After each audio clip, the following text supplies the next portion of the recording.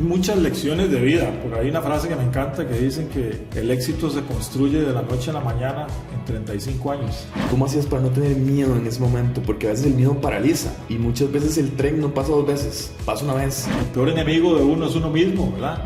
Perdimos, como dicen, hasta el modo de andar.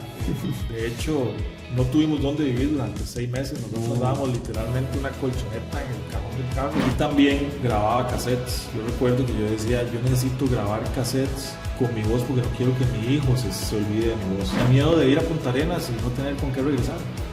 Había miedo de que no teníamos que comer el día siguiente. Un jefe que fue como un mentor también. ¿Por qué no deja de huirle a lo que usted realmente sabe hacer? Me dice, usted es muy bueno en mecánica, pues sí, póngase algo relacionado con eso. Y fue como el impulso que yo necesitaba. ¿Por qué sentís que lo huías? La vida es un 10% lo que nos sucede y un 90% cómo reaccionamos a lo que nos sucede. En la vida no suceden las cosas que quieres, es la vida protegiéndote. Y cuando en la vida suceden las cosas que quieres, es la vida dirigiéndote.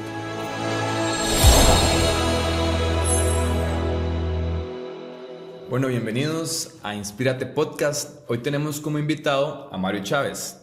Mario es vicepresidente de APNA en Costa Rica, una empresa fabricante de componentes de dispositivos médicos. Tiene una maestría en Dirección Estratégica y Liderazgo por la Universidad Europea Miguel de Cervantes.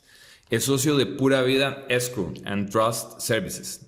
Es una empresa que actúa como intermediario confiable en transacciones financieras y legales. Mario se considera un soñador, emprendedor, pero sobre todo un hombre de familia. Esposo de doña Katia, padre de Mario, Marito le digo yo de confianza también, y de Malcolm. Y un abuelo feliz y orgulloso. Su pasión, el liderazgo desde el corazón, es su guía. Y su compromiso con el bienestar físico y mental, entiende, es el equilibrio clave para el éxito en cualquier ámbito de la vida. Bueno, Marito, bienvenido a Inspírate Podcast. Es un gusto para mí tenerte acá. Aparte de todo lo que te admiro, también te considero un amigo. Entonces es de verdad que una bendición poder compartir con vos. Buenos días, Luis. Muchas gracias. Y muy contento de estar aquí, que esta vida nos haya puesto juntos en el camino en algún momento, en las corridas, y hoy estemos haciendo este nuevo proyecto. Pues me tiene muy emocionado y la verdad es que gracias por tomarme en cuenta, porque para mí es muy importante poder compartir un poquito de lo que hemos hecho. Mario, iniciemos con Tigre de Papel. ¿De dónde viene Tigre de Papel? Wow, qué bien esa. Tigre de Papel es una frase que en algún momento usó mi papá para referirse a mí. Y él decía que yo era un tigre de papel porque por fuera me veo muy, o me veía, no sé, espero no verme más así, ¿verdad? Pero me veía muy fuerte, muy rudo, etcétera, pero por dentro era como un papel, soy sumamente emocional y entonces por eso me llamaba Tigre de Papel. Bueno, buenísimo. ¿Cómo marcan esas frases, verdad? Y más viniendo de tu papá. Bueno, sabemos que creciste sin tu papá. ¿Cómo fueron esos primeros años? Contanos un poco de tus inicios. ¿Cómo fueron esos primeros años con tu mamá, con tus hermanos y cómo marcó tu vida? Bueno, soy el cuarto de 5 hermanos. Mi mamá le tocó criar a esos 5 hijos sola y fueron inicios pues bastante difíciles. Ella fue una emprendedora toda su vida también. Era costurera. Bueno, si me oyera me regañaría porque no le gustaba que le dijéramos que era costurera. Ella era modista. Modista, es diferente. Exactamente. Y también vendía de todo, vendía lo que pudiera porque la idea era sacar a sus hijos adelante. Entonces de ella aprendí mucho viviendo desde la necesidad, pero también teníamos todo, no nos hacía falta nada gracias al esfuerzo que ella hacía todos los días para mantenernos. Entonces hay historias muy bonitas de ella. Aprendí mucho en la parte de emprendedurismo. De ella aprendí, por ejemplo, hasta habilidades de negociación. Nosotros pequeños acompañábamos a mi mamá, especialmente mi hermano mayor y yo, a vender, por ejemplo, pimienta en Punta Arenas. Vivíamos en Desamparados y ella, aparte de la costura, no sé, de un pronto a otro aparecía con un saco de pimienta en la casa y nos ponía a empacar esa pimienta en bolsitas de papel de cierto tamaño, creo que era 1/4 kilo de pimienta en cada una de las bolsitas. Y nos íbamos a vender esa pimienta a Punta Arenas. ¿Por qué a Punta Arenas? No sé, seguro era el estudio de mercado que había hecho, ¿verdad? Pero íbamos a Punta Arenas y recuerdo que nos íbamos en el primer tren de la mañana, salía a las 6 de la estación del Pacífico y lo que llevábamos era la pimienta y el pasaje del tren, nada más. La recompensa si vendíamos todo el saco de pimienta era ir al mar y ir a comer a un restaurante chino que había en Punta Arenas. Entonces nosotros íbamos... La motivación era full a vender. Sí, claro. Entonces nosotros íbamos en ese tren y en aquel tiempo el tren hacía paradas en Orotina, por ejemplo, para que todo el mundo se bajara y comiera. Nosotros no nos podíamos bajar. O vendían gallos dentro del tren, en los vagones vendían gallos de tortilla con torta de huevo, etcétera, y uno nada más pasaba el olor, pero sabíamos que no se podía pedir nada, ¿verdad? Entonces, eso nos... ¿Sí lo tenías claro? Sí, claro. ¿Qué edad tenías ahí? Teníamos claro, ahí podía tener tal vez unos 6, 7 años. Y entonces ahí lo que sucedía era que así nos íbamos, y todo el día era... ir de local en local vendiendo las bolsitas de pimienta, y gracias a Dios siempre lográbamos cumplir la meta y al final teníamos la recompensa. Porque si no, no había comida, ¿verdad? También de vuelta. Exactamente. Sin almorzar. Tocó más de una vez en donde solo se vendía lo de regreso, ¿verdad? Entonces a veces se regresaba con medio saco de pimienta y solo el pasaje de regreso y tal vez para comer algo de camino, pero o para comprar la comida del día siguiente, pero gracias a Dios esas fueron las menos. La mayor cantidad de las veces lográbamos cumplir con la meta. Y ve que importante, como decías vos, tu mamá, sabiendo la responsabilidad que tenía, no se quedaba solo con el tema de todo lo que era la ropa, por ejemplo, ¿verdad? Sino que ella intentaba emprender, y lo acabas de decir, cómo hacías tal vez hasta un estudio de mercado, y porque en ese tiempo supongo que el puerto era como el destino, ¿verdad? Donde todo el mundo pues iba, ¿verdad? Sí, creo que era tal vez el lugar donde había más gente, donde había turismo, donde tal vez se movía un poco mejor la economía, me imagino yo, que es lo que ella pensaba en ese momento. En algún momento también recuerdo que probando en esas cosas que ella buscaba, tipos de negocios, cosas diferentes, vino una gente a Costa Rica con una joyería de fantasía fina. Y mi mamá era muy artista, consiguiendo crédito de las personas. Entonces habló, le dieron joyería a crédito y nos fuimos a vender joyería a Punta Arenas igual. También. Y la daba a pagos. Lo que hacía era que pedía como digámoslo así, como una prima por la prenda de joyería, y cada 15 días íbamos a cobrar. Ese era el plan. A los 15 días que volvimos, resulta que a la mayoría de las personas que se les había vendido la joyería, se les había puesto toda negra la joyería. Entonces, llegamos y íbamos con una lista para cobrar más bien, y tal vez ella había hecho sus números de cuánto iba a recoger, etcétera, y al final más bien lo que tocó fue hacer un proceso de negociación con las personas, y ahí yo saco de eso mucho del aprendizaje también en cómo negociar, en cómo conversar de una manera vulnerable, diría yo, explicando su situación, explicando qué fue lo que sucedió, dónde compró ella la joyería, inclusive con toda propiedad algunas personas diciéndoles, bueno, es que a otro cliente, que era la realidad, no le pasó, pero a usted sí. Eso tiene que ver mucho tal vez con el humor suyo, la forma en que usted suda. Usted puede sudar más salada que la otra persona, etcétera. Entonces uno se queda viendo como todo ese tipo de negociaciones y conversaciones que ella hacía, que al final creo que fue una escuela para nosotros también. Seguís creciendo y tenés una juventud un poco, pues no ligada con el orden, ¿verdad? Vas al colegio, las cosas no salen muy bien, ¿verdad? Como uno creía, entonces pues tu mamá opta más bien por sacarte del colegio. Sí, no me enorgullece, pero soy de los 5 hijos tal vez más tremendo, como dicen, ¿verdad?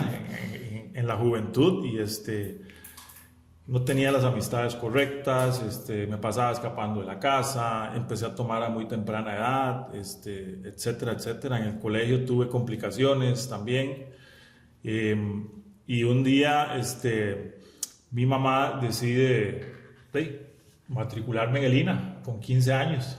¿Tenías 15 años? Tenía 15 años en ese momento, y me dice, usted entra al INA tal fecha.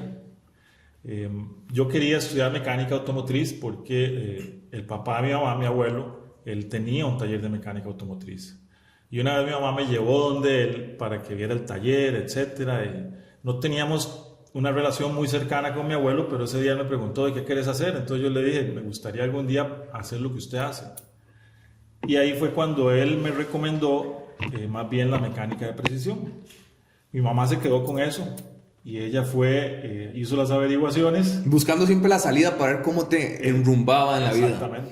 Ella hizo las averiguaciones y me aceptaron en el INA a los 15 años. Normalmente en aquel tiempo no lo aceptaban a uno tan joven porque todavía no había mucha madurez.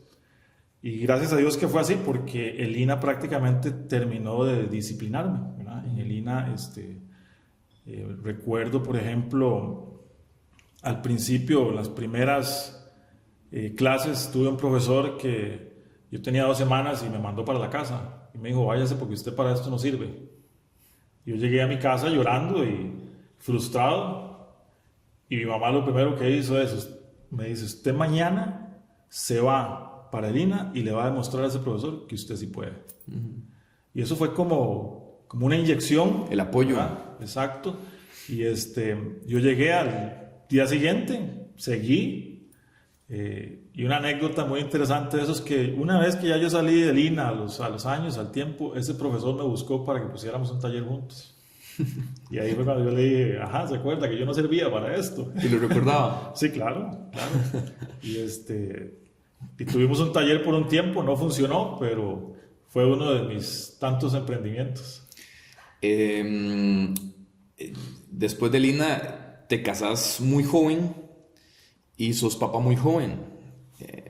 Siempre cuando estaba pensando en todo este tema del podcast, a los 18 fue. A los 18. Una edad que muchos estamos tratando o intentando de encontrarnos y ser, ¿verdad? Y ver, descubrirnos. Ya vos a esa edad, a los 18, ya tenías esposa y tenías un hijo. ¿Cómo fue esa responsabilidad y cómo lo viste como punto de partida para superarte y no verlo como un obstáculo, digamos? Bueno, fue obviamente un reto muy importante, ¿verdad? Yo salgo del INA, recuerdo yo trabajaba en un taller en Desamparados, y prácticamente ese taller era como mi vida ahí. Para que tengan una idea, el dueño de ese taller nos pagaba horas extras con licor. Entonces, pasaba uno trabajando en las máquinas y a la par tenía...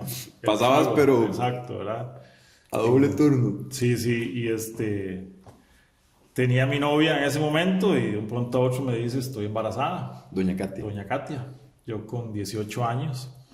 Y 2 jóvenes que vivíamos vamos a hablarlo así, en familias disfuncionales, ¿verdad? Donde había mucha carencia. De Desamparados también. De Desamparados, exacto. Vivíamos al frente. A mi esposa la conozco de toda la vida, ¿verdad? Y los dos dijimos, ¿qué hacemos? Y tomamos la decisión de casarnos con 18 años. Y ella me dijo esa vez unas palabras que se me marcaron y nunca se me van a olvidar. Y me dice, nos casamos, pero nos vamos del barrio y donde su mamá y donde mi mamá nunca vamos a volver a vivir. Entonces creo que eran 2 jóvenes buscando cómo salir de donde estaban. Y vimos eso como una oportunidad para tratar de hacer algo diferente, ¿verdad? Entonces nos embarcamos en esta aventura, y hoy 35 años después sigo igual o más enamorado que al principio de mi esposa. Tenemos una familia espectacular.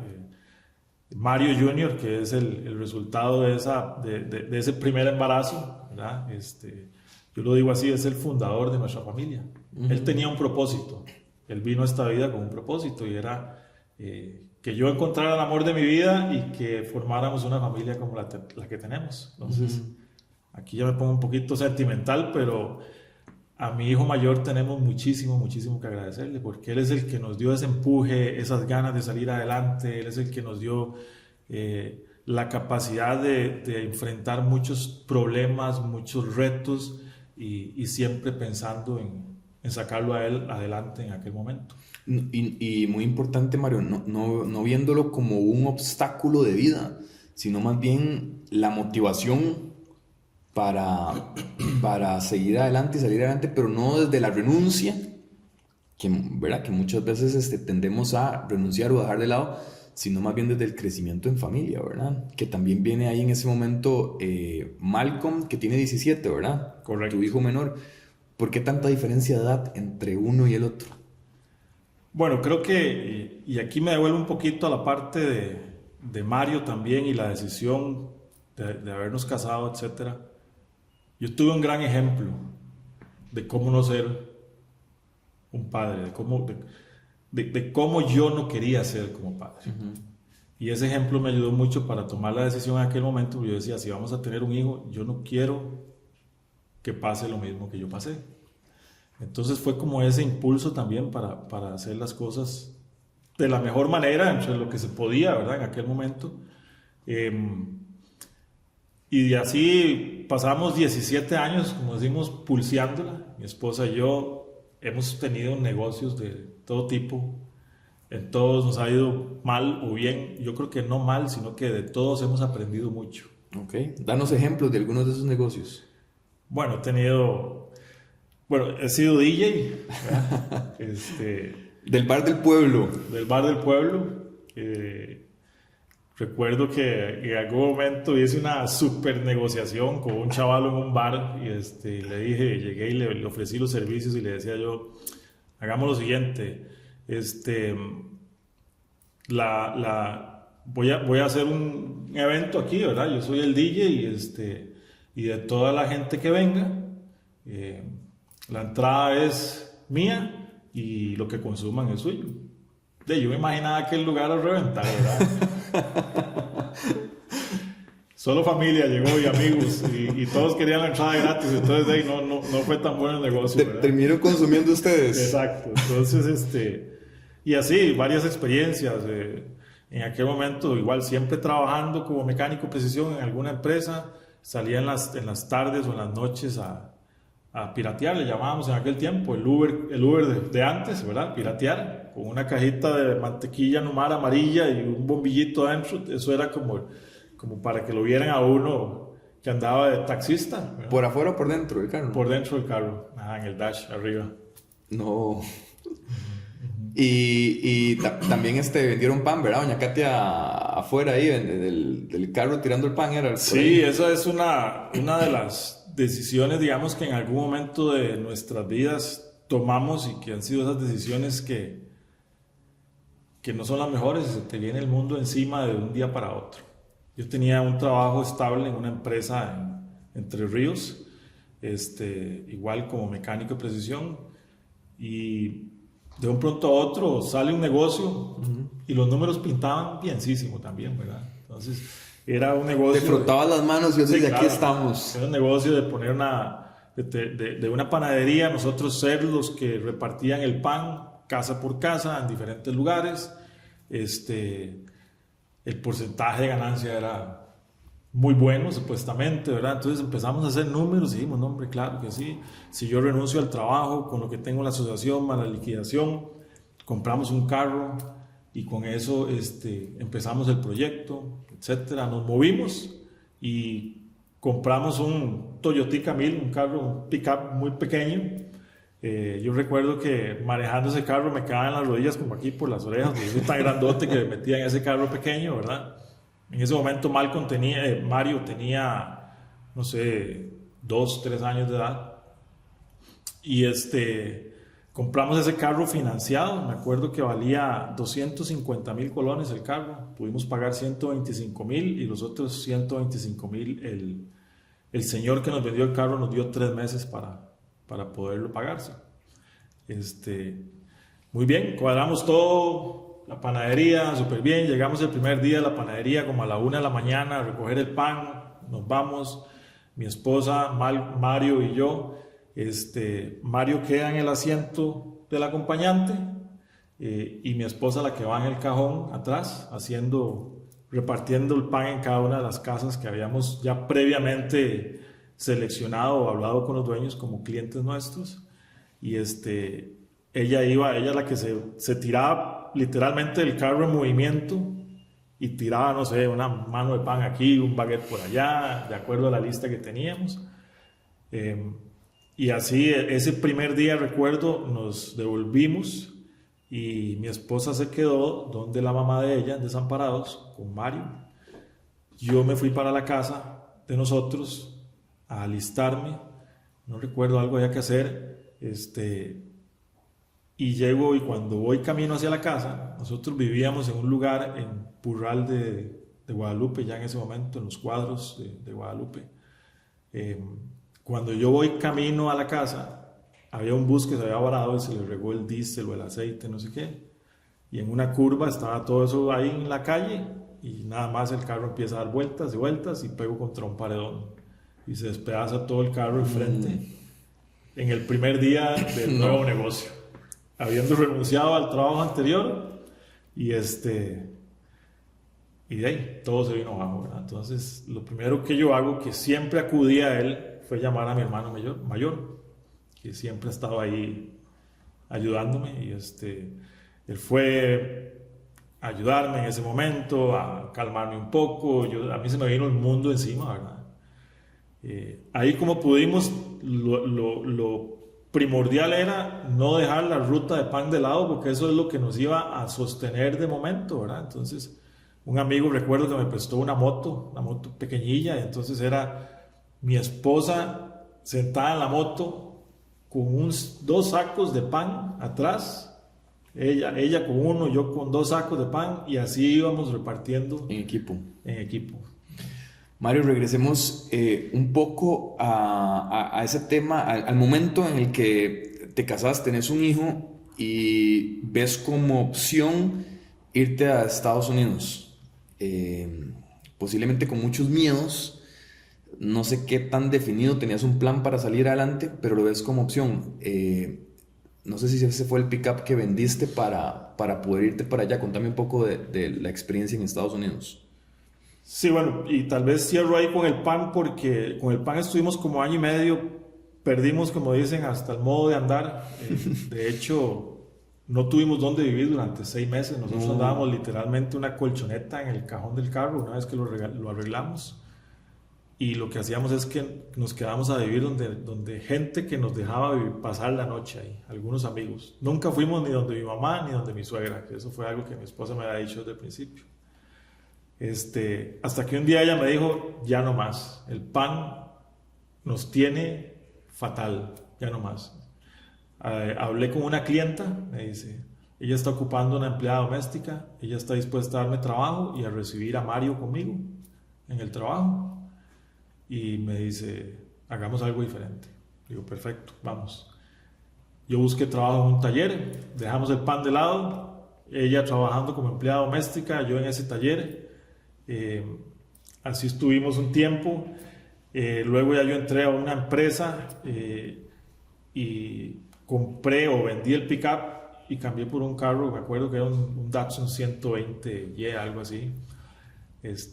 Supuestamente ahora ocupábamos un carro más familiar porque el hijo estaba creciendo, ¿verdad? Y a partir de ese momento llega la necesidad de hacer algo diferente, ¿verdad? Y salió esta oportunidad de irse para Estados Unidos. Te digo, mi amor, estoy pensando hacer esto y esto, nos podría ayudar a pagar deudas, teníamos un montón de deudas.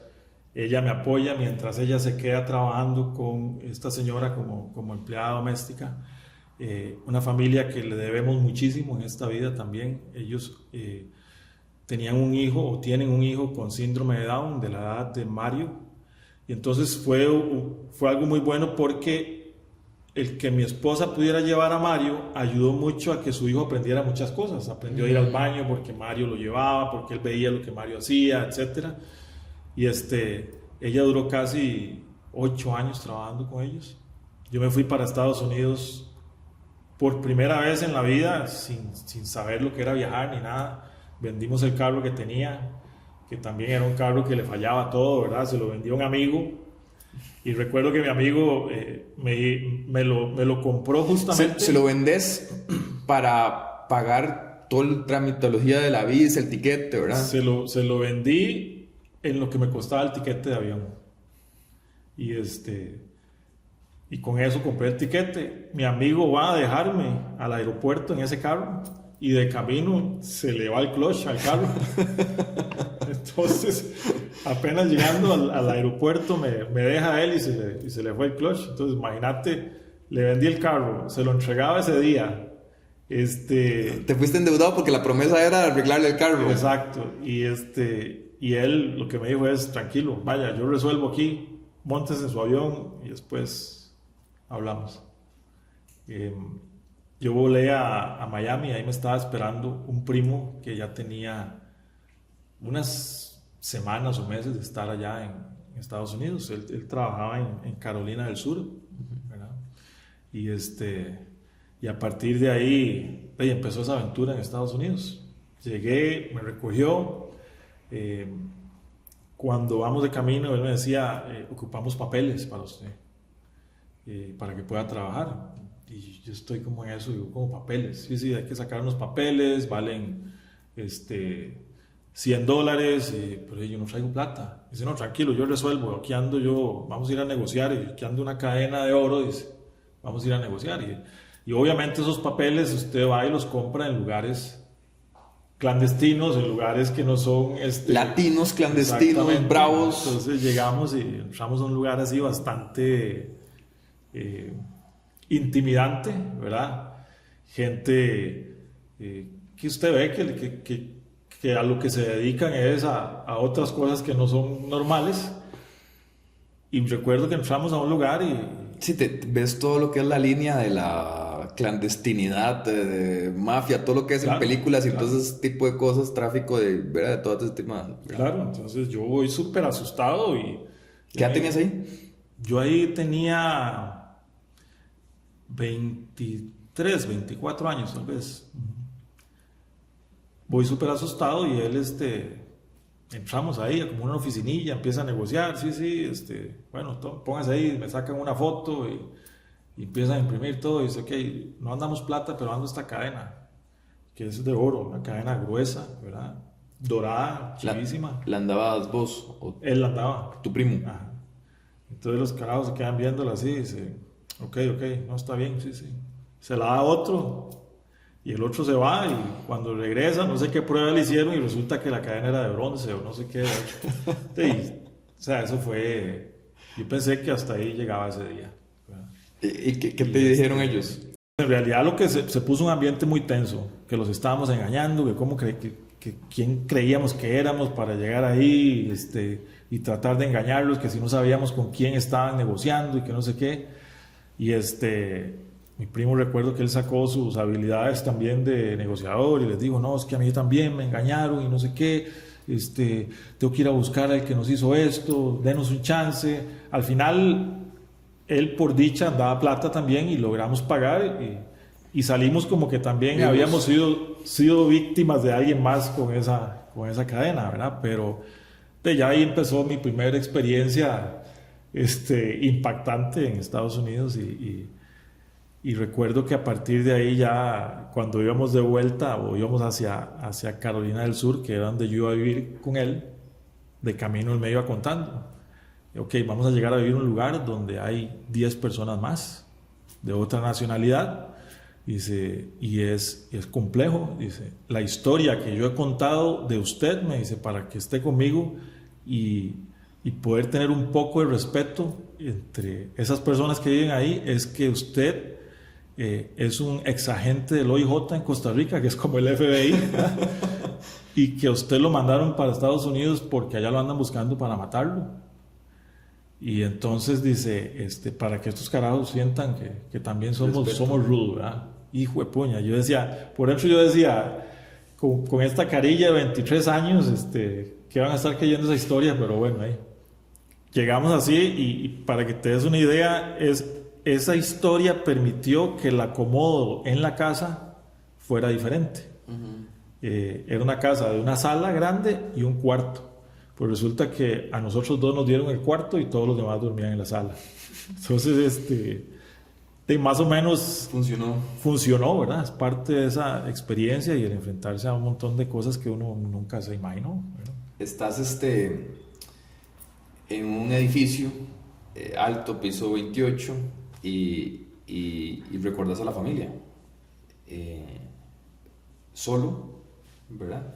En un cuarto pequeño, me decías, no sé si era como 2x2 o así, pero cuando vos decís cuarto, porque nos dieron el cuarto aparte, la gente se puede imaginar aquel cuarto con comodidad, ¿verdad? Pues es un cuarto súper pequeño, no tenemos las facilidades de ahorita, no hay tecnología. ¿Cómo hacías para mantener esa relación con tu esposa, con tu hijo? Sí, era un cuarto tal vez de 2x2. Yo tenía una foto, recuerdo, tenía un colchón en el suelo y una foto de mi esposa y mi hijo pegado así en la cabecera, en la pared. Eso es lo que me motivaba todos los días. Como bien lo decís, no había tecnología, no había internet, no había nada. Entonces, habían unas tarjetas telefónicas que se compraban, que yo la podía comprar cada 2 semanas. Y valía, no sé, $5, $10, 20 minutos por teléfono. Entonces yo iba a un teléfono público a llamar a mi esposa. A veces marcaba un número mal y se me comía los 20 minutos de un solo y no podía llamar, tenía que esperarme otras 2 semanas. Algo que hacía constantemente era, me ponía, obviamente escribía cartas, le mandaba muchas cartas a mi esposa. Y también grababa cassettes. Yo recuerdo que yo decía, yo necesito grabar cassettes con mi voz porque no quiero que mi hijo se olvide de mi voz, no quiero que mi hijo se olvide de su papá. Entonces yo grababa cassettes con lo que hacía en el día o lo que había hecho en la semana o este fin de semana fuimos y visitamos, no sé, había un puente chivísima, esos puentes que se ven en Estados Unidos, y me tomé una foto y les echaba la foto en la carta y junto con un cassette y le empezaba a explicar a mi hijo dónde había ido. Hijo, vea, este es el puente tal, estuve ahí, etcétera, porque mi meta era que él no se olvidara de su papá. Por el ambiente en el que vivíamos se escuchaba mucha música mexicana, rancheras, ¿verdad? Y usted sabe, eso es de cortarse las venas. Entonces, yo recuerdo, yo estaba en un piso 28 de una torre, en una planta eléctrica, lijando barandas para pintarlas después, y yo estaba ahí, llore que llore, lijando, cantando canciones de Vicente Fernández, por ejemplo, ¿verdad? Y la migra abajo. Extrañando a mi familia.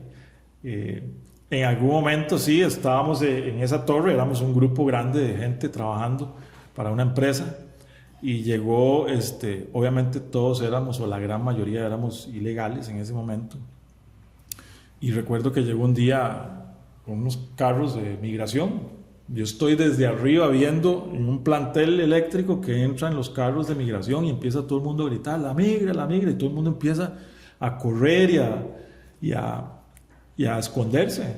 Y yo nada más veo un chavalo que se agarra como de un ducto que va desde ahí arriba hasta abajo y se deja ir. Y él, al parecer en ese momento era la persona que andaban buscando. Era una persona que tenía una orden de captura, no sé qué sería el tema.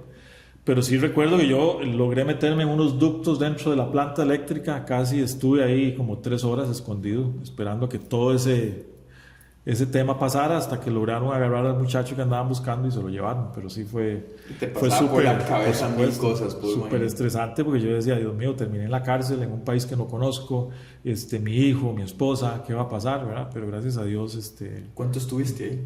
Estuve 8 meses la primera vez. Okay. ¿Regresas a Costa Rica? ¿Tenías algún plan o la vida se fue desarrollando conforme ibas tomando decisiones? Como plan, tal vez no, pero sí tenía muy claro lo que quería hacer en la vida, y era surgir, era crecer, era buscar opciones de darle una mejor vida a mi familia, de la forma correcta, obviamente, ¿verdad? Entonces, el haberme ido ese tiempo permitió que regresara y pudiera saldar las deudas que teníamos. El ahorro nos sirvió mucho, ¿verdad? Y ya ahí conté con la gran bendición de encontrar un trabajo en una empresa que me dio mucho, a la que le debo mucho también. Y recuerdo cuando fui a la entrevista, me entrevisté con el gerente general, un gran ser humano y un gran amigo, don Enrique Argüelles, y él me decía, yo recuerdo que yo ocupaba 260 colones por hora para sobrevivir, para salir con los gastos. Nosotros vivíamos en ese momento, creo que en Desamparados también, y yo tenía calculado cuánto era el pasaje a la Alajuela, etcétera. Entonces yo decía, con 260, me parece, 260 colones, yo puedo salir adelante. Cuando llego y me entrevisto con él me dice, tengo 2 posiciones, una en el turno de la noche, una en el turno de la mañana. Yo por supuesto quería la de la mañana, pero él no me dijo cuál era la posición, nada más me dijo, tengo una de fresador y una de rectificador, usted decide cuál quiere, y dependiendo de la que escoja, así es el turno. Yo le dije, bueno, la de fresador, esa era en la mañana, por dicha.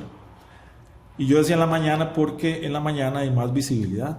A usted lo ven, cuando usted está trabajando y usted está en un turno del día, a usted lo están viendo qué es lo que hace. Yo le decía, don Te Enrique, puedes mostrar más para crecer. Exacto. Porque esa era la idea, ¿verdad? Exacto. Sí, yo le decía, don Enrique, lo que pasa es que yo ocupo 260 colones por hora para poder venirme a trabajar. Y me dice, no puedo. El salario es 220. Eso es lo que se puede porque tenemos niveles de categoría y el salario de esa categoría es 220. Y me dice, cada categoría es un aumento de 100 colones. Usted puede aplicar para hacer un cambio de categoría en el momento en que usted quiera. Normalmente la gente lo hace a los 6 meses, dice, es cuando ya se sienten preparados, pero si lo pierde, tiene que esperarse un año para volver a hacer el examen. Entonces yo le dije, a los 2 meses llegué y le pedí el examen. Y gracias a Dios a los 2 meses logré pasar el examen. Entonces ya a los 2 meses yo estaba más bien, ya un poquito más sobrado, ya ganando 100 colones más por hora. Y a partir de ahí todo fue crecimiento en esa empresa. Me dieron muchas oportunidades. Me mandaron a Estados Unidos varios periodos de 6 meses, casi unos 2 años estuve así, que iba 6 meses y me volvía un mes, volvía a ir 6 meses y me volvía un mes. En otras condiciones completamente diferentes, ¿verdad? Uh-huh. Iba con un carro alquilado, iba a un apartamento donde había piscina, donde había gimnasio, o sea, yo sentía el paraíso, ¿verdad? ¿Cómo vamos a ver, cómo te sirvió todo lo que pasaste desde la infancia, el matrimonio, esa primera vez en Estados Unidos, para las diferentes etapas de tu vida? Porque a veces la gente cree que ya sos vicepresidente de una empresa importante, que no hay problemas y no hay situaciones. Y las situaciones y los problemas llegan en cada etapa de la vida, en cada situación. Entonces, ¿cómo crees que te ayudaron todas esas situaciones que viviste y la resiliencia que tuviste en el momento? Hay muchas lecciones de vida. Por ahí una frase que me encanta que dicen que el éxito se construye de la noche a la mañana en 35 años. Ese es mi caso, ¿verdad? Y el éxito yo lo veo no monetario o material, sino el poder tener una familia como la que tengo hoy en día, ¿verdad? Entonces, a través del proceso. Exacto, a través de todo ese proceso de la vida, lo que me fue enseñando cada vez fue eso, justamente, a ser más resiliente, a que siempre hay oportunidades. Lo que hay que estar es preparado cuando hay una oportunidad. Uno no puede sentarse a esperar a que alguien le dé una oportunidad, es andar buscándolas y estar preparado para el momento en que se den. Recuerdo que en esta etapa, en esa empresa, yo vi una oportunidad y era cambiar de categoría en 2 meses, había que hacer algo. Después de eso vi otra oportunidad, quería mandar gente a Estados Unidos, yo me apunto, ¿verdad? Después de eso había otra oportunidad, daban becas para estudiar inglés, yo todavía no hablaba inglés bien, entonces agarré una de las becas que daba la empresa y estudié inglés y una vez que yo aprendí inglés se me abrieron un montón de puertas. ¿Cómo hacías para no tener miedo en ese momento? Porque a veces el miedo paraliza y muchas veces el tren no pasa 2 veces, pasa una vez y la oportunidad pasa, pero muchas veces el que dirán, el miedo nos afecta muchísimo. Entonces, ¿sentís que eso lo traías como desde niño por lo que viviste o cómo hacías para decir esta opción es la mía, aquí voy? Miedo siempre existe y también el peor enemigo de uno es uno mismo, ¿verdad? Uh-huh. Esas voces internas. Sin embargo, yo creo que ayudó mucho también ese entrenamiento que me dio mi mamá toda una vida. O sea, había miedo de ir a Punta Arenas y no tener con qué regresar. Había miedo de que no teníamos que comer el día siguiente, pero siempre se resolvía. Había miedo de que las señoras en el siguiente viaje fueran más las señoras que nos iban a reclamar por la joyería negra en el cuello de ellas o los aretes que se les herrumbraron, ¿verdad? Siempre existía esa tensión, eso, ¿y qué pasa así? ¿Verdad? Entonces yo creo que eso también de cierta forma lo va ayudando a uno a inclusive hasta ser más estratégico, diría, porque tenés que estarte adelantando a lo que podría suceder, ¿verdad? Y es siempre buscar que nunca todo va a ser perfecto, siempre algo puede pasar, ¿verdad? Entonces, ¿qué pasa si sucede esto? Y no quedarte con lo que tenés. Exacto. Sino esa estrategia que vos decís de ir un paso adelante. Contame un poco de ABNA, ¿cómo llegas a ABNA? ¿Cómo se da el tema de lo que es hoy ABNA y vos como vicepresidente de la empresa? Bueno, el llegar ahí es parte justamente de todos esos emprendimientos que hemos hecho a través de la vida, ¿verdad? Como te decía anteriormente, DJ, pirata, sala de spinning, verdurero. Sí, pues no contamos que fuiste profesor también de spinning, ¿verdad? Fui profesor de spinning, tuvimos una sala de spinning, que ese fue el último negocio antes de ya dedicarnos a lo que hacemos hoy. Okay.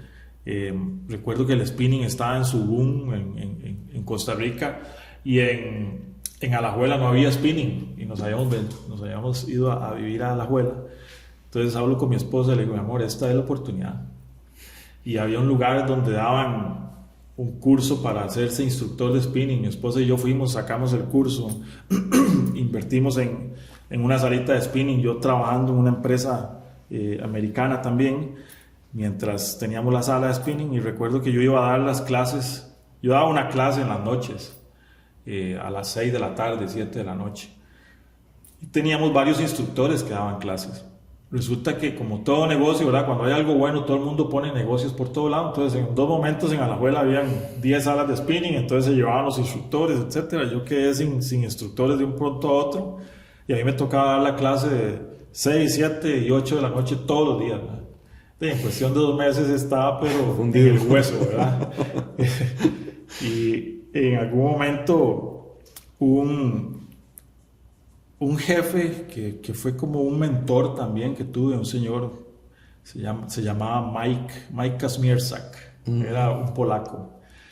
Él trabajó conmigo en la primera empresa que estuve y luego a la segunda que me vine, que es donde estaba en ese momento, que me dieron otra oportunidad también. Él también se vino ahí. Y él sabía mucho como de mi historia, ¿verdad? Y siempre andaba buscando hacer algo fuera del trabajo, siempre andaba buscando hacer algo adicional, ¿verdad? Y recuerdo que, como me veía, seguro me veía todo hecho leña, flaco, ¿verdad? En el hueso de estar dando tantas clases de spinning, y me dice un día, ¿por qué no deja de huirle a lo que usted realmente sabe hacer? Y yo me quedé como así, le digo, pero ¿por qué, Frank? Y me dice, usted es muy bueno en mecánica de precisión, póngase algo relacionado con eso. Y fue como el impulso que yo necesitaba. ¿Por qué sentís que lo huías? Porque puede ser que tenga razón. Sí, creo que sí, porque inclusive, y es algo que en algún momento pensaba, yo no quería que, por ejemplo, mi hijo mayor, Mario, yo decía que yo no quería nunca que él estudiara o que hiciera lo mismo que yo hago. Y tiene 17 años de trabajar conmigo. ¿Verdad? Y es lo mejor que me ha pasado. ¿Y por qué sentías que lo huías? No sé, tal vez había algo interno que decía, fui ahí obligado, mi mamá fue la que me llevó, no fue algo que yo escogí, etcétera, ¿verdad? Y porque había que hacerlo, y por la necesidad que había que hacerlo bien. Entonces, y muchas veces tal vez había necesidad, pero no estabas confiando, a pesar de todas las habilidades que tenías y ibas desarrollando, no estabas confiando en vos, ¿verdad? Correcto, sí, o sea, obviamente hay mucha inseguridad, hay muchas cosas que inclusive me suceden una vez que llego a este proyecto de ABNA, que esas inseguridades hay que trabajarlas muy fuerte, ¿verdad? Entonces, parte de este consejo que me dio a mí este mentor fue eso, y a partir de ahí decidimos vender el spinning, y con lo que vendimos el spinning compramos un par de máquinas, hicimos un galeroncito aparte, y empezamos este proyecto. Recuerdo que Mario venía saliendo del colegio en ese momento, de 5º año, yo seguía con mi trabajo normal en la empresa en la que estaba y había que ir empezó a trabajar con el taller él. Había otra persona a cargo del taller y él empezó a trabajar ahí con 17 años, a aprender un poco ahí el oficio, mientras iba a la universidad en las noches. En algún momento ya como que vimos la necesidad de comprar una máquina un poco más tecnológica y había que ir a Estados Unidos a entrenarse en esa máquina y a traerla al país. Y mandamos a Mario, menor de edad, lo mandamos y ahí se enganchó él con la profesión. Y fue lo que lo motivó a estudiar ingeniería mecánica. Ese negocio lo tuvimos 6 años más o menos, lo fuimos haciendo crecer y al tiempo un ex jefe mío que era americano también, se había ido para Estados Unidos ya él, la otra empresa, alguien lo buscó a ver si él quería abrir una empresa en Costa Rica y él les dijo, no, yo no, pero les tengo la persona indicada. Entonces él me puso en contacto con la gente de ABNA y empezamos a negociar. ABNA me compró el negocio que yo tenía en ese momento, nos hicimos socios e hicimos este proyecto acá en Costa Rica. Que ABNA, para que la gente que nos ve y nos escucha, es una empresa que fabrica, ¿verdad? Nosotros fabricamos componentes plásticos y metálicos para dispositivos médicos. Okay. Todo lo que sea parte de un dispositivo médico que lleva alguna parte metálica o plástica, utilizados por ejemplo en cirugías como laparoscopías, astroscopías, implantes de titanio, todo ese tipo de cosas, nosotros lo fabricamos. Nuestros clientes son las grandes empresas a nivel mundial que se dedican a vender esos dispositivos a los hospitales alrededor del mundo. Actualmente, para que también la gente dimensiona lo que es ABNA hoy, ¿cuánto venden? ¿Qué venden? ¿Cómo se pide? ¿Cómo funciona ABNA? Sí, bueno, nosotros cuando empezamos el proyecto acá en Costa Rica hace 13 años, empezamos con 5 personas. Hemos ido creciendo al punto en que 5 personas en aquel momento, 200 metros cuadrados, hoy somos 150 personas, más o menos 5.900 metros cuadrados. Para que se den una idea, más o menos nosotros fabricamos hoy en día unos 4.5, 5 millones de piezas mensuales en la empresa que son parte de algún dispositivo médico. Al inicio, ¿tuvieron que tomar alguna decisión financiera fuerte en ABNA, digamos? Cuando para que fuera como rentable con el tiempo, ¿tuviste que tomar alguna decisión complicada o todo fue muy lineal desde el inicio? Vamos a ver, siempre todos los proyectos, especialmente cuando es crear una empresa, tienen retos muy importantes financieramente hablando, ¿verdad? Nosotros, como ya traíamos algo que tenía más o menos 5 o 6 años de existir, pues obviamente ya había una base sobre la cual estábamos construyendo el nuevo proyecto de ABNA, ¿verdad?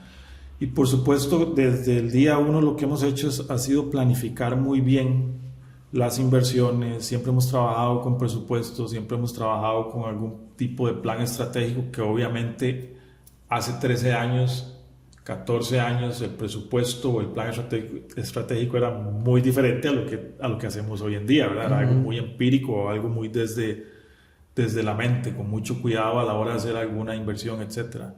Todas las inversiones que hemos hecho han sido basadas en una necesidad de un cliente. Entonces, digamos que siempre ha estado como respaldada porque hay una necesidad que tiene un cliente. Okay. Hay algún proyecto que ya lo requiere, ¿verdad? Y hay algún compromiso por parte del cliente. Hemos tenido situaciones, por supuesto, los negocios no son perfectos, entonces hay situaciones en las que hay que apalancarse también y eso es importante para poder hacer crecer un negocio. ¿Y recuerdas alguna situación difícil como lección de vida que te ha pasado donde tuviste que tomar alguna decisión importante a nivel empresarial, digamos, que tal vez marcara un poco? Creo que la más difícil y que muchos la hemos pasado ha sido la pandemia. De las cosas más difíciles para mí en el momento de pandemia fue haber reunido a todo el personal para explicarles la situación en la que estábamos y las decisiones que teníamos que tomar por el bienestar de todos, ¿verdad? Yo recuerdo, hay una anécdota que hasta el día de hoy me sigue poniendo la piel de gallina. Yo reúno a toda la empresa, les explico lo que estamos pasando, les explico que vamos a tener que reducir la jornada laboral, por ende todos vamos a ganar menos de lo que normalmente ganábamos, pero que era lo necesario para poder pasar este tiempo difícil. Hay una persona que es muy especial en la empresa, don Gustavo, que es la primera persona que se va a retirar con nosotros. Él empezó como misceláneo y ahora trabaja para el equipo de mantenimiento y es de las personas, diría yo, con el menor ingreso dentro de la empresa. Yo pensaba mucho en él cuando iba a dar esa noticia. Después de que yo di la noticia, y obviamente, como decía anteriormente, soy muy emocional, entonces hasta las lágrimas se me salieron en ese momento hablando con todos. Don Gustavo estaba fuera de la sala esperándome. Y lo que él me dijo es: don Mario, muchas gracias por permitirnos mantener el trabajo. Por mi salario no se preocupe, que yo con un par de lotecitos que vaya a chapear el fin de semana me redondeo, no se preocupe por eso. Pero gracias por mantenernos. Para mí eso fue como... ¿Qué te generó? No, o sea, yo sentí como un gran espaldarazo de alguien. Nunca me imaginé que alguien se fuera a acercar a mí con eso. Y vuelvo y repito, a veces uno es el peor enemigo de uno mismo, ¿verdad? Lo que estás pensando es: mi alma, me van a reclamar, me van a juzgar, me van a... etcétera. Sentís la responsabilidad de tanta gente, vos como líder de la empresa. Correcto. En donde sentís que no estás quedándoles bien por un tema, ¿verdad? Vos como representación de la empresa. Vamos un poco al tema de la cultura organizacional de ABNA. Yo te considero a vos que sos una persona que vos estás muy en vos y que cuando la persona está muy en uno, le gusta dar. A nivel colectivo nos cuesta mucho dar porque sentimos que estamos perdiendo. Y cuando uno da, yo siento que uno se enriquece, se libera y es importante también dar. Y vos sos una persona que da mucho porque creo que en algún momento también recibiste mucha ayuda para llegar a donde estás hoy. ¿Cómo es este tema de la cultura organizacional en ABNA y todo lo que es el desarrollo de la gente que trabaja y el reclutamiento de jóvenes y cómo también vos motivás y ayudás con el liderazgo que tenés en ABNA? Sí, decías algo muy importante y es yo he recibido mucho en la vida. Del primero que he recibido es de Dios. Para mí nada se mueve si no es por Él, ¿verdad? Luego de mi familia y luego de muchas otras personas que de una u otra forma me han dado una oportunidad, me han ayudado. Entonces yo lo que pienso es: si a mí me han ayudado tanto, ¿por qué uno no va a ayudar a los demás? ¿Verdad? Cuando empezamos este proyecto decidimos hacer algo diferente, decidimos probar con algo diferente. Yo venía muy acostumbrado por mi vida a estilos de liderazgo muy dictatoriales, hasta de mi mamá. O sea, mi mamá era una mujer que tenía que amarrarse duro porque éramos 5 hijos y especialmente alguien como yo, que era el que más problemas le daba, pues tenía que ser enérgica, ¿verdad? Cuando entro a trabajar, los trabajos que me corresponden son en esa misma línea, entonces yo me acostumbro a ver todo eso como normal. Cuando llego acá a ABNA y voy a tener la primera llamada con mi socio, recuerdo en un McDonald's en Santana, porque todavía no teníamos oficina ni nada. Yo estoy en un McDonald's en Santana esperando una llamada con él, preparado para pelear, que era lo normal. Yo en mis antiguos trabajos era con los americanos, ganaba el que gritaba más, ¿verdad? Por teléfono. Y yo estoy con un arsenal preparado para pelear con él etcétera. Y cuando él me llama, lo primero que me dice es: Mario, ¿cómo está Katia? ¿Cómo está Mario? ¿Cómo está Malcolm? ¿Cómo se siente usted? Qué pena que todavía no tenemos la oficina, estamos trabajando fuerte en eso, ténganos paciencia. Y yo quedé como: wow, ¿qué es esto? 10 minutos duró la llamada. Yo estaba acostumbrado a llamadas de 1 hora, de 2 horas.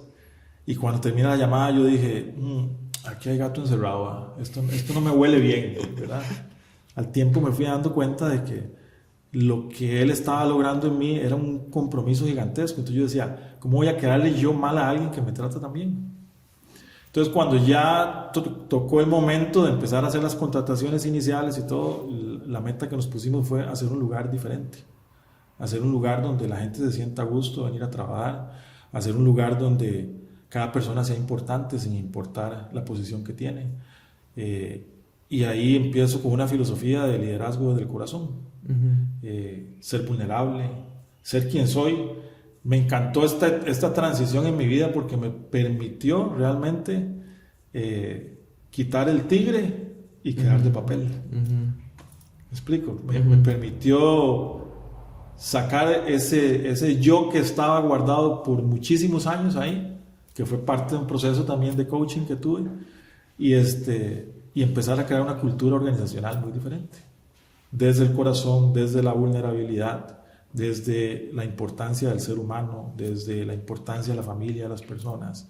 Ese tipo de cosas lo que nos ha ayudado mucho a ir construyendo un equipo de buenos ciudadanos, que le llamamos nosotros. Nosotros, ante todo, buscamos contratar buenos ciudadanos, no tanto buenos profesionales. Si es buen ciudadano y por ende buen profesional, pues mucho mejor. Pero si es buen ciudadano y tiene la actitud correcta, preferimos enseñarle lo que tiene que hacer y tener una buena persona trabajando dentro de la empresa. Hablaste ahora, Mario, de que tuviste un coach. ¿Sentís que es importante o tenés herramientas o has tenido herramientas que también la gente le pueda tal vez servir y sean de ejemplo para todos nosotros? Lectura, ejercicio. Sí, hay muchas cosas. Tengo un coach desde que empecé este proyecto de ABNA.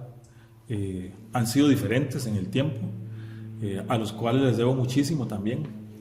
¿Quién es el coach? Me han ayudado mucho. Uno es con el que empecé primero, fue con William Richmond. Okay. William, que es un gran amigo, me ayudó mucho a vencer mis miedos, a sacar muchas cosas del pasado que tenía dentro también, que eso me permitió convertirme en una persona más vulnerable, en poder compartir mi experiencia, cosas no tan agradables que sucedieron en infancia, que hoy en día salieron de un baúl de los recuerdos y que más bien me sirve para ayudar a otras personas, ¿verdad? Con él aprendí muchísimo y recuerdo que uno de mis mayores temores o esas creencias era que yo decía, ¿cómo voy a ser yo gerente de una empresa de 5 personas? Eso no existe, ¿verdad? Y una de las cosas que él me motivó a hacer fue, me acuerdo, a ir a un curso donde habían gerentes de otras empresas, gerentes de empresas con 1000 colaboradores, 2000, 3000, y yo decía, ¿cómo voy a entrar yo en medio de esos gigantes? ¿Verdad? Yo veía a esas personas en otro nivel, y aún así con todo el temor del mundo fui, porque sabía que era parte de mi desarrollo. Cuando llegué ahí me di cuenta de que tanto podía yo aprender de ellos como ellos podían aprender de mí, y que eran personas normales también, personas con las que uno puede sentarse a tener una gran conversación también, y eso me ayudó mucho a romper ciertas creencias que tenía también, ¿verdad? Él también me ayudó luego a meterme a un Bali donde corremos, y me decía, busque algo que hacer donde haya grupos de gente, socialice, haga networking, y entonces por ahí tomé la decisión de buscar un grupo donde ir a correr, y es de las mejores cosas que me ha sucedido. Ahí conocí a un hermano que me regaló la vida, y es a mi amigo Eduardo Rojas, el famoso Tito, ¿verdad? Ese es un hermano que me ha dado la vida y que me ha ayudado mucho también en mi crecimiento personal y profesional. Hablas del networking, del ejercicio. ¿Tenés hábitos que la gente pueda aprender del día a día? Desde que te levantás, ¿tenés algún tipo de hábitos? ¿Te gusta hacer algo diferente aparte del trabajo y la familia, tuyos, personales? Sí, tengo como hábitos que he ido obviamente adquiriendo a través del tiempo. Primero me levanto y lo primero que hago es dar gracias a Dios. Me siento a un lado de la cama, le digo a Siri que me ponga un poco de música ahí, instrumental o algo, y doy gracias a Dios. A partir de ahí también hago ejercicio. Me encanta hacer ejercicio, me encanta correr, hago maratones, entonces eso es lo que me mantiene activo, eso es lo que me da dopamina, me siento con energía cuando corro. Hubo un tiempo que hice triatlón también, pero creo que es muy importante como emprendedor, y para los que nos escuchan o nos ven, hay que estar constantemente trabajando en uno, hay que estar leyendo, hay que estar aprendiendo cosas nuevas, hay que estar cuidándose físicamente, lo que se come, etc. porque al final eso hace que estemos más saludables, que estemos más concentrados, que... ¿Tenés alguna lectura que te haya marcado? ¿Algún libro? Muchos, hay uno que... recomendés, que nos sí, recomendés. claro, hay uno buenísimo que... De hecho, yo no era bueno para leer. Hoy en día me gusta mucho leer. El primer libro que me regalaron me lo regaló un jefe también que tuve, un gran jefe, don Marco Castro, quien le mando un gran saludo. Él me regaló el primer libro que yo leí completo. Y creo que, si mal no recuerdo, se llama Cómo ganar amigos e influenciar en las personas, de Dale Carnegie, algo así creo que es el título. Y te estoy hablando de hace unos 15 años. Pero ese libro cambió completamente mi visión del liderazgo. Okay. ¿Verdad? Tanto así que terminé de leerlo de nuevo hace unas 3 semanas. Otro libro que acabo recientemente de leer fue El proceso CAME, de Andrés Marquina, me parece que se llama el autor. Es un proceso de cambio mental estratégico, se llama. Y habla mucho sobre los temperamentos de las personas, ¿verdad? Y cómo uno como líder tiene que entender los temperamentos y tiene que entenderse uno mismo también, ¿verdad? Algunos somos más emocionales, otros somos más racionales, otros somos más motrices. Entonces, dependiendo de en cuál temperamento se mueva uno, pues así son sus reacciones. Yo soy muy emocional y motriz. Soy emocional y me encanta hacer cosas, me encanta la parte de hacer, ¿verdad? Me falta la parte racional, entonces da tips de cómo debes de trabajar tu parte racional, porque la idea es estar equilibrado en los tres, y eso me ayuda mucho también para trabajar con mi equipo. Bueno, es que somos compañeros también de equipo, ¿verdad? Corremos juntos en un equipo que se llama Unbali. Hablas mucho de, bueno, pertenecemos a un mismo equipo, Unbali, ahí es donde nos conocimos. ¿Cómo crees que funciona el tema de ejercicio, la parte de triatlón, que ya lo has vivido, y la parte de maratón, con la estabilidad emocional, física, que vos hablas mucho de balance, y qué tan importante es para tu vida? Bueno, en primer lugar el ejercicio es obviamente salud, ¿verdad? Te mantiene saludable, te mantiene, en mi caso, como decía anteriormente, esa dopamina que se libera me genera mucha alegría, mucha ganas de moverme, ¿verdad? Etcétera. Las maratones, yo los veo, el triatlón hice varios y fue como un impasse ahí que tuve, porque como que en un momento quedé cansado de correr un día de una maratón y dije, ya no quiero correr o quiero hacer algo diferente, me puse a hacer triatlón, pero en realidad para mí la pasión es correr, ¿verdad? Lo que te gusta. Ajá. Y las maratones, yo lo que digo es que cada proceso de maratón es como la vida entera de uno. Todo lo que sucede en un proceso de maratón es lo mismo que sucede en la vida de una persona, o en el momento en el que estás de tu vida también. Tienes que empezar poco a poco, no puedes empezar corriendo 30 kilómetros de la noche a la mañana. Tienes que ir midiendo tu progreso, tienes que ir viendo cada entrenamiento que haces, cómo te fue, cómo me sentí hoy, qué quiero lograr mañana, etc. Y es lo mismo en la vida, es de lo que hice hoy. Que puedes lesionar. Exacto, me he lesionado muchas veces por no escuchar mi cuerpo también, ¿verdad? Y eso ha pasado. Entonces, especialmente en la manufactura, hay muchos altos y bajos en la parte de manufactura, y creo que la maratón me enseña también a tener esa resiliencia. A veces he estado a punto en el 2022, por ejemplo, tenía la mejor condición física que he tenido, estaba listo para hacer el mejor tiempo que podía haber hecho en una maratón, y en un último fondo, por querer correr un poco más rápido, me desgarré y se vino abajo todo un proceso, ¿verdad? Y eso pasa, ¿verdad? Estás en la empresa, todo está súper bien, y de un pronto a otro se te viene una pandemia. Hay que replantear, hay que cambiar la estrategia, hay que buscar soluciones. Entonces es lo mismo en la vida. En la vida estás súper bien, todo viene bien, y de un momento a otro perdes un familiar o algo sucede. Entonces creo que la maratón es parte de eso también. Y al final, cuando llegas a recibir esa medalla en la meta, te das cuenta que esa medalla es el cúmulo de un montón de pequeñas cosas que hiciste durante un montón de tiempo para llegar a ese punto. Mario, para alguien que nos está viendo o escuchando y está pasando por una situación de vida complicada o está empezando a aprender, no tiene respuestas claras, no tiene un mentor o una guía que le pueda, pues, ¿verdad? Ayudar. ¿Algún consejo o lección de vida que puedas darnos para inspirar a esas personas que están, al igual que vos, en algún momento de vida que pasaste por eso? ¿Algún consejo que tengas que nos ayude? Hay una situación en mi vida que pasamos como familia que ha sido de las más difíciles y que me ayudó mucho también a tener mucha claridad en el propósito de vida que tenemos o que tengo, bueno, como familia.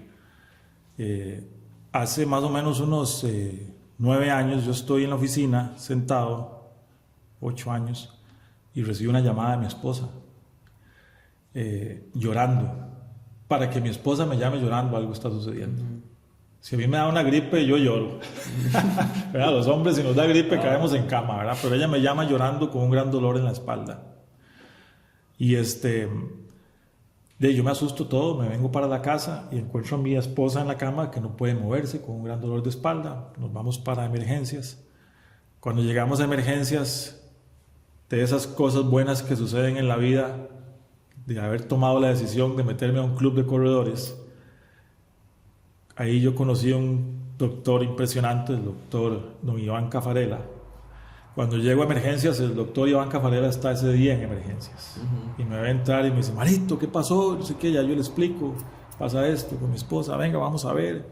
La revisan, le hacen una resonancia magnética y él me llama y me dice: Mario, esto no se ve bien. Mi esposa tenía unos agujeros en el pulmón izquierdo, como de 2 pulgadas, y me dice: hay que operar de inmediato, hay que ver, hay que sacar una biopsia, mientras estamos en la cirugía, mandar la biopsia a ver si es benigno o maligno, y hay que prepararse para lo peor, fue lo que me dijo. O sea, como decía anteriormente, de un momento a otro se te viene la vida abajo, ¿verdad? El amor de mi vida, entre la vida y la muerte. Mi hijo mayor tenía 24 años en ese momento, mi hijo menor Malcolm con 7 años. Yo salí de ese lugar y ellos estaban afuera y lo único que les dije es: vamos a la casa, vamos a pedirle a Dios porque mamá, esto va a salir. Nos vinimos, por supuesto que esa noche yo no dormí, al día siguiente era la cirugía. Cuando yo llego al hospital, el doctor está ahí y entonces él está hablando con una enfermera y le dice: tráigame 2 dispositivos, uno de tal empresa, uno de la empresa 1 y uno de la empresa 2. Entonces yo le digo: Doc, ¿podemos usar el de la empresa 1? Me dice: sí, claro, ¿por qué? Le digo: porque nosotros hacemos los componentes de ese dispositivo y yo sé que están bien hechos. Listo, ese es el que usamos. Mi esposa entró a cirugía, sacaron la biopsia, había que esperarse 3 horas, han sido las 3 horas más largas de mi vida esperando el resultado.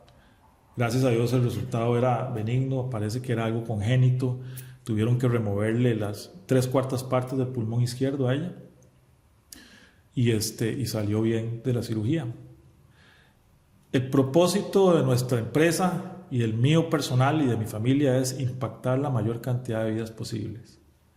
Ese día me quedó aún más claro que ese es mi propósito, porque yo quiero que las personas sientan lo que yo sentí y lo que mis hijos sintieron cuando nos devolvieron a la mamá, cuando me devolvieron a mi esposa.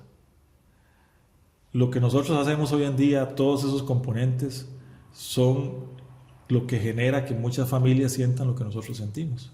Entonces, lo que yo puedo recomendar o lo que les puedo decir es, primero, que de un pronto a otro la vida se le puede venir abajo, por supuesto, pero hay que buscar cómo vivir con un propósito. Y hoy en día nuestro propósito es ese, como empresa y mío personal y como familia, es impactar la mayor cantidad de vidas posible. Y el impacto se genera a través de esto que estamos haciendo.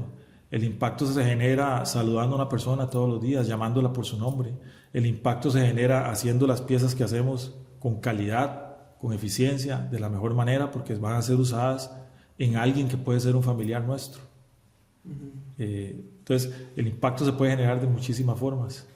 Nosotros lo hacemos por periodos y ahorita nuestra meta es, para el 2040, impactar la vida de por lo menos 40 millones de personas. ¿Y actualmente? Actualmente, ¿Cuánto ABNA impacta, digamos? actualmente impactamos entre 3, o sea, nosotros hacemos, lo que hacemos es entre 4.5 y 5 millones de piezas por año. Lo que sucede es que algunas de esas piezas, 4 o 5 de esas piezas van en un solo dispositivo. Okay. Entonces, eso lo contamos como una vida impactada. Ok. Bueno. Regresemos a tus hijos. ¿Por qué tanta diferencia de edad entre Mario y Malcolm? Sí, nosotros, obviamente, y esto tengo que darle mucho crédito a mi esposa. Ella entendió que éramos muy jóvenes, que no estábamos listos para tener otro hijo. Yo siempre quise tener otro hijo y ella me decía, no estamos preparados. La capacidad que ella ha tenido hasta, yo a veces la molesto porque yo le digo, usted tuvo que criar a Mario Jr. y terminar de criarme a mí también, ¿verdad? Pero después de 17 años, ya un poco más acomodados, ya más estables, fue cuando ella me dijo, yo creo que ya estamos listos para tener otro hijo, ahora sí. Y entonces decidimos tener a nuestro hijo menor, Malcolm. Malcolm tiene hoy 17 años, acaba de graduarse del colegio, va para la universidad, ya está en la universidad. Y fue como como cuando pasas a la gasolinera y cargas el tanque nuevamente, ¿verdad? Él vino a dar ese otro impulso a la familia. Ha sido un viaje lindísimo con Malcolm, con mis 2 hijos, la verdad. Tenemos rutinas como padre e hijos muy, muy buenas que nos permiten estar muy cerca siempre. Me gusta ser un padre presente. Nunca he puesto por encima ningún proyecto ni ningún trabajo por encima de mi familia. Y en cualquier proyecto que nos metamos siempre nos reunimos como familia y si todos estamos de acuerdo le entramos y si no, no. Mario, y decime, ¿qué sigue para vos en los próximos años? ¿Cómo te ves vos de aquí a 10 años?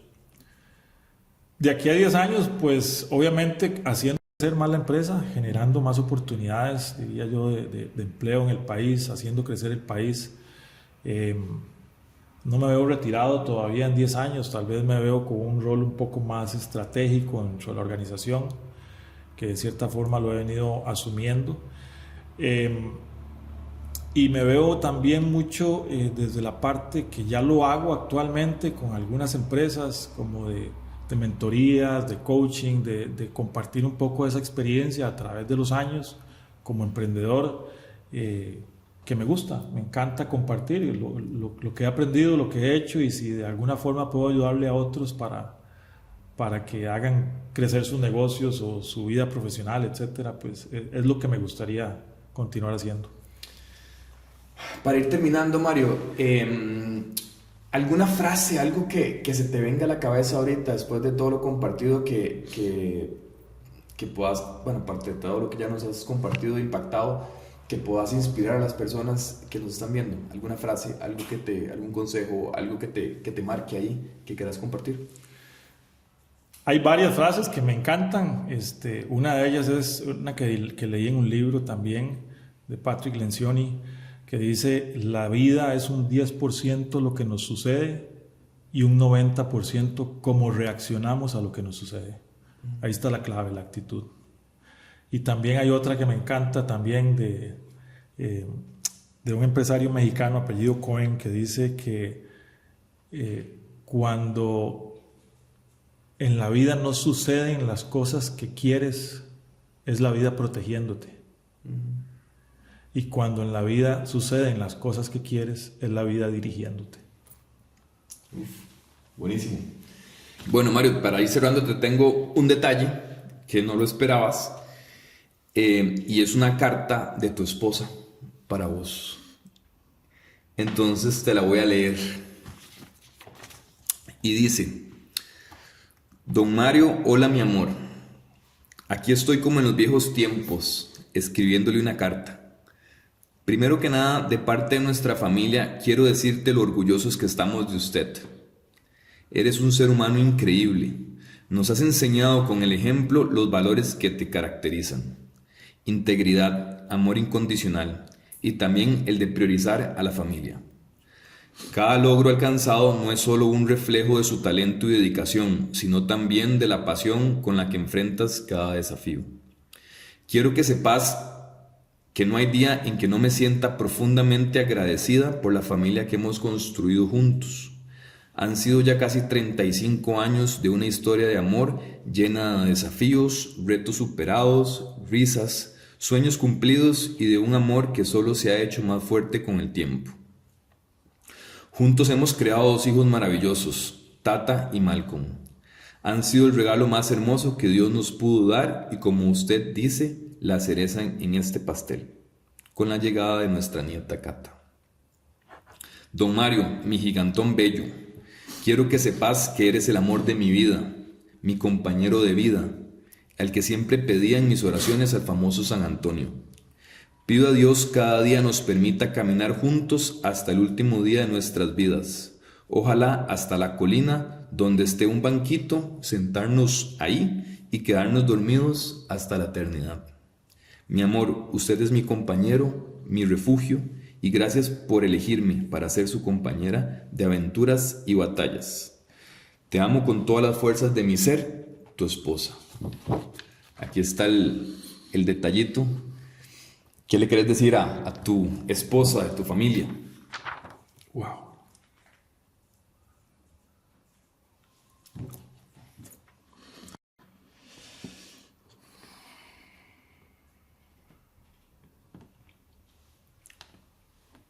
Esa es mi esposa.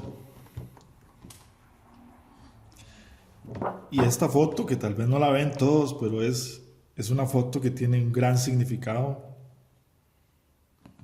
Éramos 2 chiquillos.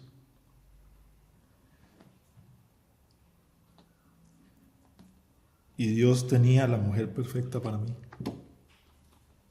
Ella es la que ha hecho posible al DJ, al pirata, al profesor de spinning, a Avna, a la familia. Esa es la columna vertebral de lo que tenemos. Bueno, Mario, cerramos con este detalle. Muy agradecido con vos por tu tiempo, por todo lo que nos compartís. Gracias por este aprendizaje tan hermoso. Todo esto refuerza más lo que te admiro, te quiero, te estimo. Y gracias por compartirlo con nosotros. Muchas gracias a ustedes. Gracias, Luisito. Mario, para que la gente te encuentre ahí o te ubica y te escriba en redes, ¿cómo apareces?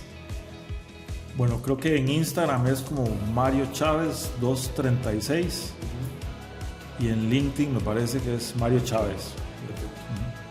Muchísimas gracias. Entonces ya saben, toda la gente que se quiera comunicar ahí con Mario por redes sociales, lo pueden contactar y compartir un poco más o entender un poco más de todo lo que hemos hablado hoy.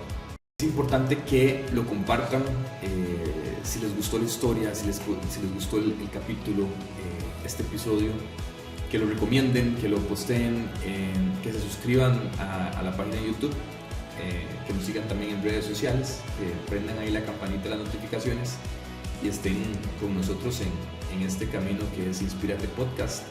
Muchas gracias, que estén bien. Gracias, Norito. Gracias. Nos vemos.